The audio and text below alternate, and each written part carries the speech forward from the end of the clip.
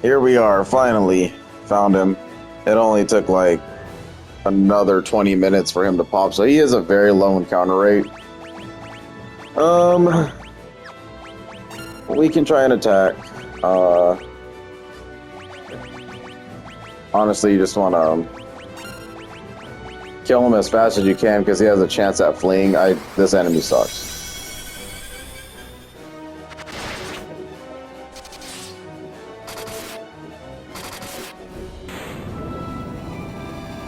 Easy.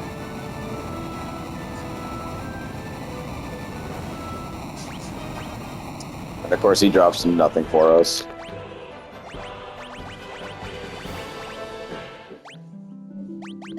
So yeah, Iron Giant, as you see, only defeated 2, so they're very, very hard to spawn to begin with.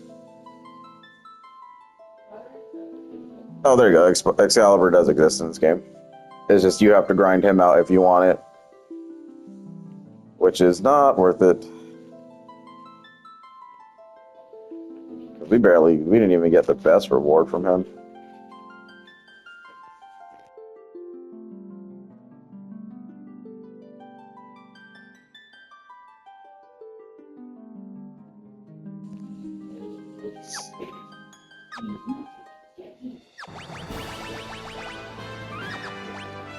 Okay, now we continue the rest of the dungeon and we're done.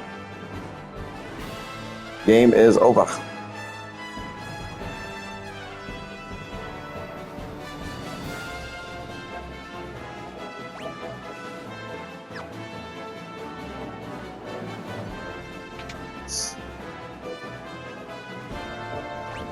Pretty much seen all the encounters this place has to offer, so no need to beat that dead horse anymore. Officially end the game.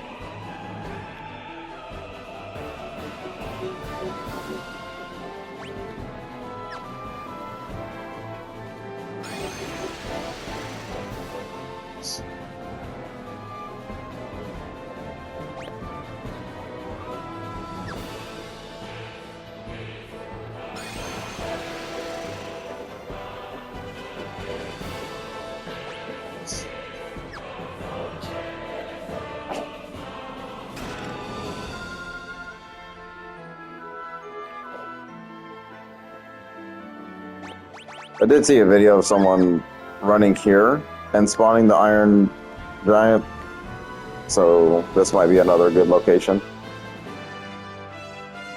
But even then, Google has them down as a 1.6% chance at spawning. So it's a really low thing, but worth it if you're grinding certain shit.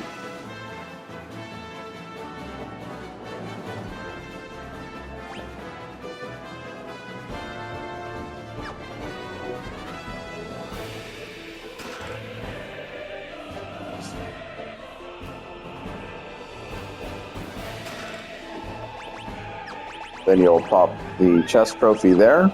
Done and done.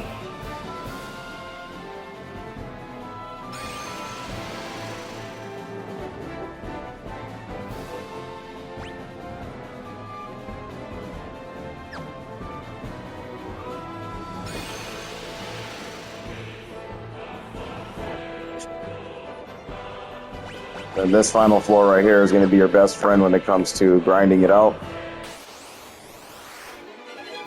Get a whole bunch of dudes.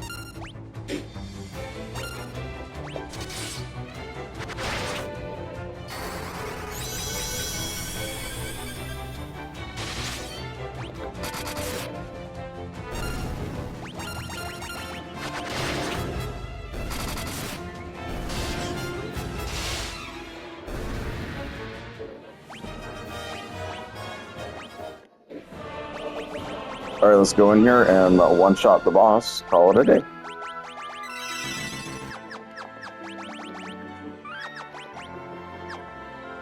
We'll just get one more level. These guys are pretty good to fight.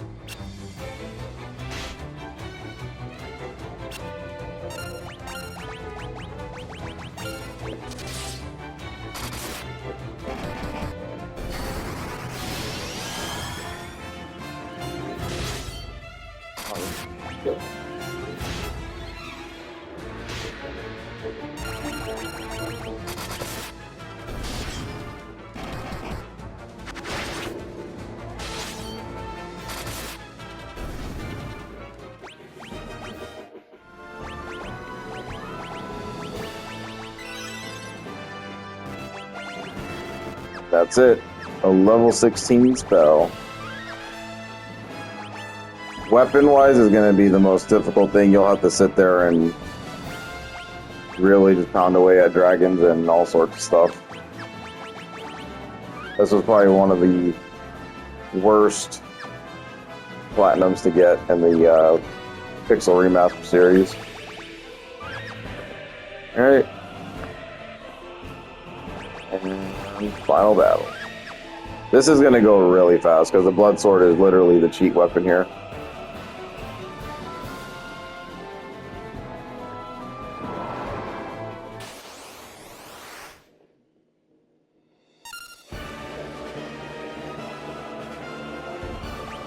So we'll buff just to do it.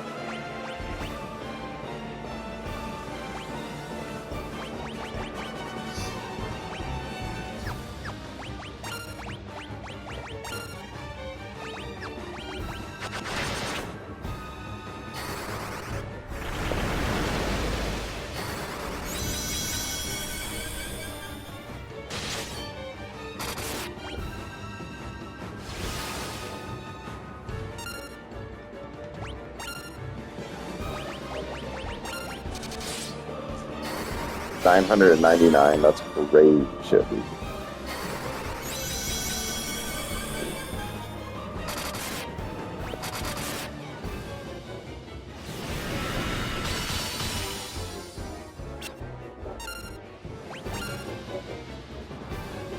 Five minutes.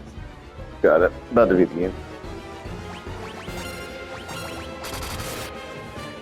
Game over.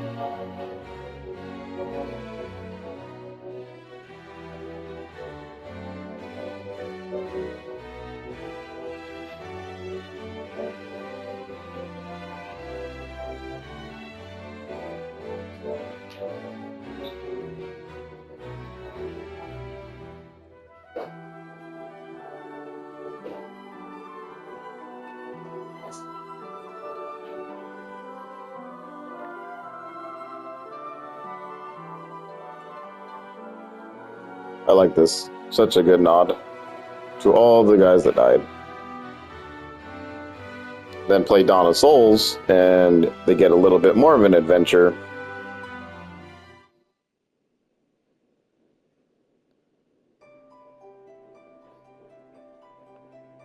Their long struggle was finally at an end. The Emperor, Pandemonium. The monsters plaguing the world all have vanished without a trace.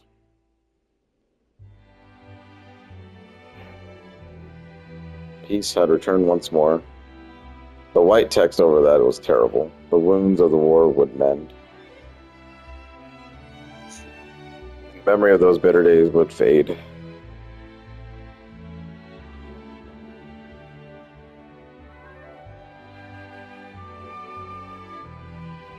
But one thing would never be forgotten. That a band of young heroes once saved the world.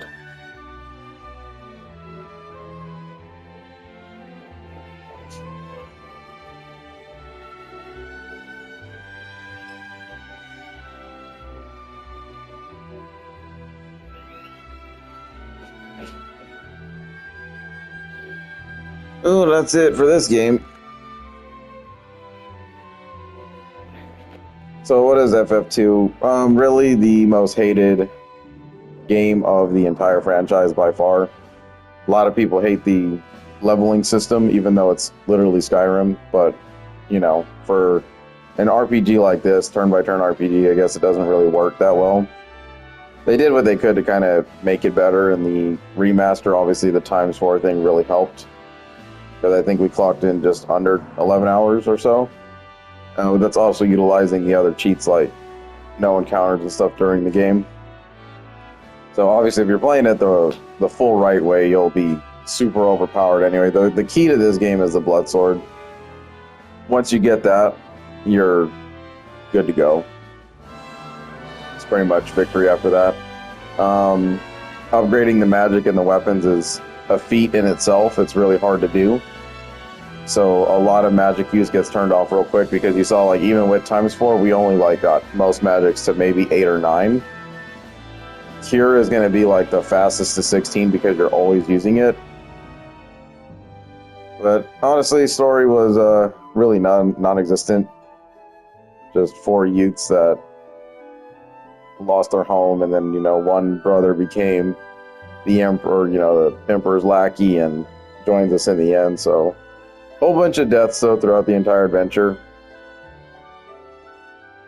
I kind of rambled on about that a while ago, about like how people thought like Aerith's death was like the first of a main character, which to a degree, yes, a main character, but I mean, we've had deaths in these games before, and especially a party member variety. But now that it's over, we're going to move on to 3. 3's a little bit better. I mean, it's still the same thing with the turn-by-turn features here. And I think that one also utilizes the Dungeon and Dragon system of spell count. So you won't have MP.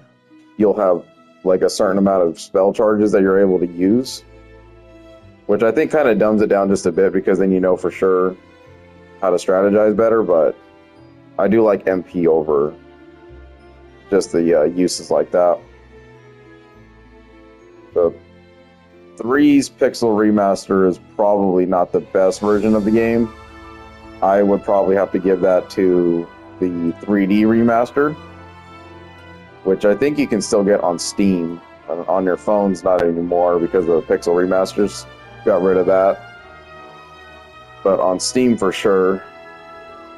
And the 3D Remaster also gives new content too. I think there's like 2 additional boss fights, and they're pretty hard. And an extra dungeon or something like that. 2 dungeons or something like that, I don't remember. But the 3D version is definitely the best of 3. 3's soundtrack is really good though, it's very memorable. It's also a game that I don't think a lot of us really got to play in the beginning. It was only exclusive to Japan for a hot minute, and then eventually it came to the US. So 3 is not really a lot that a lot of people would know off the top of their heads. It's like our first iteration was probably 3D version. But the Pixel Remaster one is pretty fast. The game follows the similar storyline of 1, where it's 4 Warriors of Light. Basically, you have to do stuff with the crystals and everything. And the biggest feature that was introduced and has kind of taken over the genre since is the job system. And that's basically where you can kind of interchange your party whenever and anywhere you want and just kind of level up certain things. Like you can have a full squad of warriors, or you can mix it up and have a warrior, thief, mage, you know, monk, and you just keep getting better and better classes and jobs or whatever each time you restore a crystal. So definitely an interesting one.